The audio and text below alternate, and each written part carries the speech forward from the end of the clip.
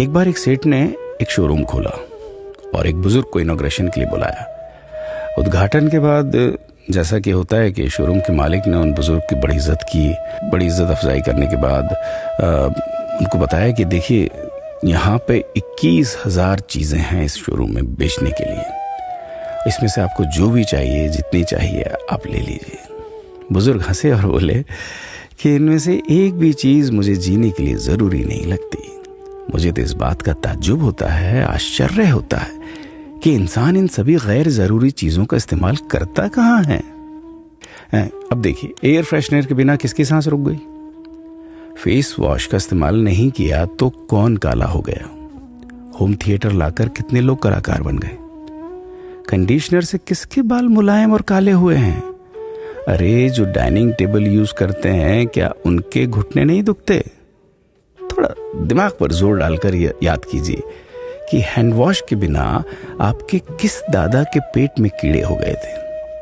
अगर हम डीओ मारकर निकलते हैं तो क्या लोग हमें सूंघने आते हैं? एक्चुअल में तो हम सभी इस प्रकृति को चुनौती दे रहे हैं, वरना बुगला जो होता है वो शैम्पू से नहाता है क्या? मोर अपने रंगों को संवारने या बचाने के लिए कौन सा कंडीशनर या फेस वॉश इस्तेमाल करता है? कभी किसी बिल्ली को मोतियाबिंद होता देखा है? किसी खरगोश के बाल कभी गिरते हुए या सफेद होते हुए देखे हैं? इनहेलर या बाम के बिना भी कुत्ते के सूंघने की क्षमता उतनी ही तेज है। मधुमक्खी का शुगर लेवल बिना दवाई के भी कंट्रोल में ही है। अलार्म के बिना भी मुर्गा रोज उठकर बांग देता है। दरअसल इंसान पैसा खर्च करके दुखी होने की चीजें खुद ही खरीदता रहता है। नेट बंद तो दुखी, लाइट जाए तो दुखी, मोबाइल का चार्जर खराब तो दुखी, केबल टीवी कट जाए तो दुखी, मच्छर मारने की दवाई ना मिले तो दुखी, महिलाओं को मेकअप ना मिले तो दुखी, मैचिंग कपड़े नहीं मिले तो दुखी।